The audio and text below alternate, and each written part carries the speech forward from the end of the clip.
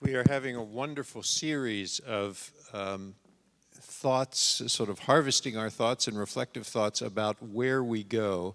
And we're going to wrap up the day, and I'll ask both Lee and Patrick, if you don't mind, to come to the stage, with thoughts and looks ahead based on not only what they've heard today, but what they've been thinking about for many, many years. Patrick, from his viewpoint as president of the Casey Foundation, I having been there for some part of my life, a visionary foundation that has invested a large amount in system change and community change and has had to think about how do we reap the evidence of that. And Lee Shore, who has also been thinking about this for many years, written several books about evidence, tangible and intangible, and we will hear both of their reflections. Patrick, I'll ask you to go first, and then followed by Lee. So, you know, there's this movie, Oh Brother, Where Art Thou? And there's this one scene in it where they're in a barn and somebody's lit the barn and they're surrounded by the police who are trying to arrest them, and the lead character keeps saying, "I'm in a tough spot." So I'm in a tough spot here because on the one hand, you've been here all day. It's been a very stimulating, interesting day in lots and lots of ways. You got to be tired. This is the first, these are the first public words coming out of my mouth, and I'm already tired of listening to me. So I know you're in that kind of place. There's also lots of folks in this room. If we're being data specific, about 87.8% of the folks in this room know much, much more about the topic that I'm going to cover than I do. And then finally, I'm standing between you and Lee Shore. So I beg mercy because I'm in a tough spot. I just want to talk about three things. One is some comments on the future of the randomized controlled trial paradigm, both some hope for it and some thoughts about things that have to be different about it. Some comments about the future of population-level results and our attempt to attain them. And finally, I'm going to go a little bit off message and make a pitch that one of the topics, perhaps for the next seminar, ought to be how we use evidence to bring it to bear to stop doing things that not only don't work, let's not even have that argument, but actually stop doing things that in fact harm families and children. So I will cover each of those as quickly as I can so we can hear from Lee. First, on the future of the RCT paradigm, I think we've had lots of conversation about the importance of triangulating evidence. In other words, multiple sources, multiple methods in order to get closer and closer to the lived reality of families and what's necessary to improve their outcomes. Clearly, when we take this approach, we get richer and more compelling data, and we have more actionable evidence. It is important to say, and I don't know that it's been emphasized enough, that there is a very important role for randomized clinical trials.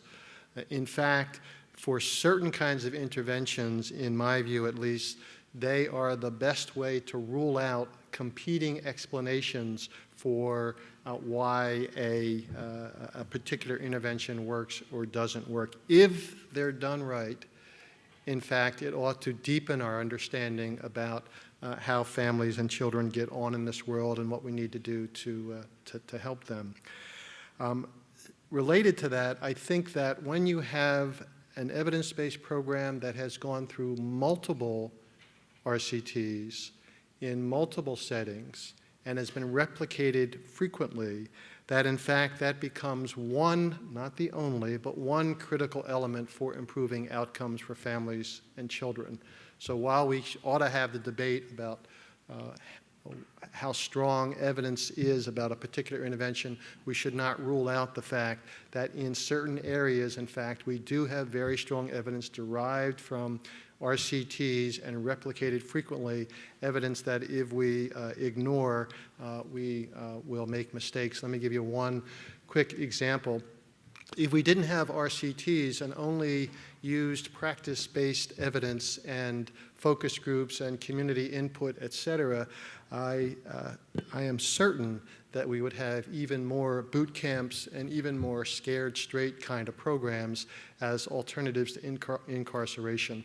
Communities loved them. The kids who went through it would say that they loved them. The cops loved them. The practitioners loved them. Everybody loved them until we did the randomized clinical trials and, in fact, discovered that they, in fact, led to more arrests and more delinquency and more adult crime than otherwise. On the other hand, we've had clinical trials of things like multisystemic therapy, FFT, geez, I'm blocking. FFT, help me out. Functional family therapy and the Oregon treatment model, all of these, again, multiple trials replicated often. So again, it's not that we ought to take that particular hammer and apply it to every single thing, but I just want to interject in this conversation that we do know a bit as a result of randomized clinical trials. So what's the future for RCTs? I think that it's interesting to me that from my point of view, the organization in this country that is leading the way on a different approach to using RCTs is in fact the organization where good ideas used to go to die. MDRC, as one of the most prominent purveyors of randomized clinical trials, have now, under Gordon Berlin's leadership, really changed how they do RCTs. So they do a prototype, they do a test, and then they tweak. They do a test, and then they tweak. They do a test, and then they tweak. And so it's multiple changes. And in fact, they take into account a lot of the kinds of evidence we've been talking about as well, the more qualitative evidence that we've been talking about. The notion of studying failure is a piece of the future of RCTs. Clearly, we could have a longer conversation about that, but I won't go into that. And another important part of the future, I think, of learning from RCTs is as we move from a programmatic evidence-based program to rather learning what are the set of skills that are necessary for folks to, in fact, get a more generalizable skill set based on what's learned from some of these trials. So I will move from that for the sake of time. I want to talk for a bit about this notion of going to population-level results. Now, I want to frame this based on what are the capacities that are necessary, and I'm terrified to do this because one of the core capacities that's necessary is the ability that is best represented, in my view, by results-based accountability. And you may ask, why am I terrified to do that? Well, it's like I'm giving a speech on flood control and Noah's in the audience. You know, it's, I hesitate to pretend that I can get anywhere close to what Mark will consider an adequate representation of the skill sets. But in fact, as we take up collective impact to get to population-level results, the alignment of the resources necessary to target the right level, population level results, and then breaking that down to what the indicators are, and then figuring out the story behind the trends in those indicators, and going from that to figure out among the folks around the table what's our contribution to make a difference, and then being radical and persistent and constant about performance measurement and improvement continually, et cetera. That's a key piece of getting to population level results.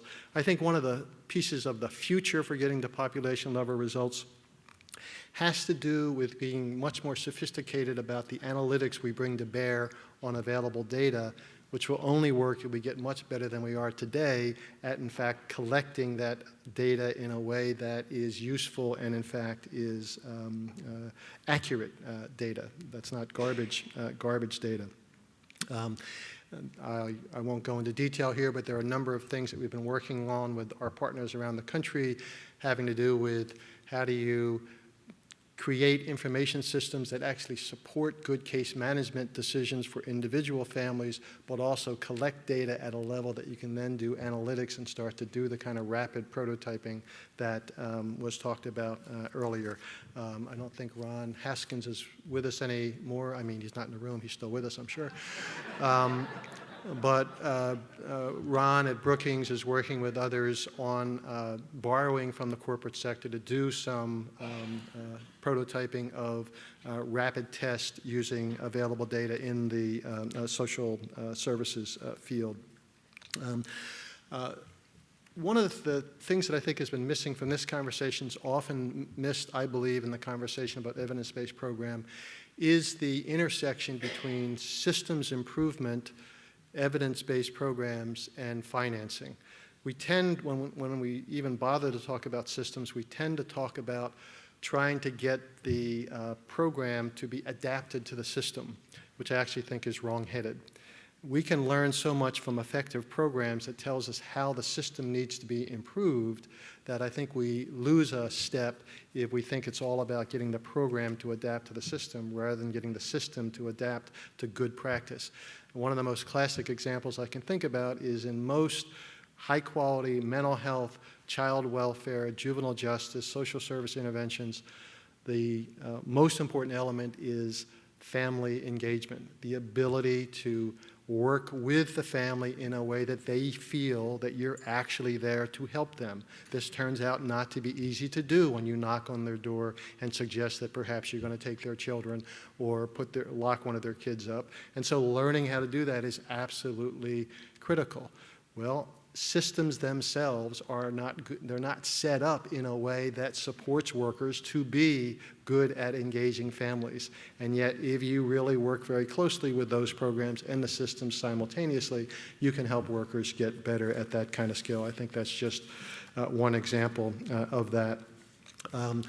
On the financing front, the social impact bond experiment, I was a skeptic. I'm gradually becoming less skeptical about the potential for this particular intervention. But again, I think one of the things that's missing from that is it's too focused on program level rather than on system level. The Casey Foundation and others around the country have had similar success. We've been able to go into systems and help them greatly reduce, for example, their reliance on congregate care, which ends up saving the state lots and lots of money. I can almost guarantee in most places that we can reduce congregate care by about 30%, unless we've already been there. We can't keep doing it. But if we go into a new place and they're pretty high on their congregate care rates, I can almost guarantee we can bring it down by 30% just through systems changes without the program side. And I think the whole social impact bond approach misses that part of the puzzle. So I think that's part of the future we have to look at. I'm going to skip this next part because I'm tired of listening to me and I really want to hear Lee. I just want to close with the plea that I was talking about earlier. Angela raised a really provocative question when she said, talk to us about an example of how you used evidence to make a decision to stop doing something that you felt wasn't working. Most of our conversation has been about the tension between formally evaluated evidence-based programs using the RCT model versus sort of practice-based evidence, paying attention to promising models, et cetera. And that's an important tension to resolve. But I believe there is a much greater opportunity to insist that we bring to bear the evidence that we have to end programs and interventions that in fact do harm. And the classic example is what we euphemistically call reformatories or training schools or youth development centers. Let's call it for what it is, the prison for children that almost every state has at least one of, and sometimes many of them. Everything we know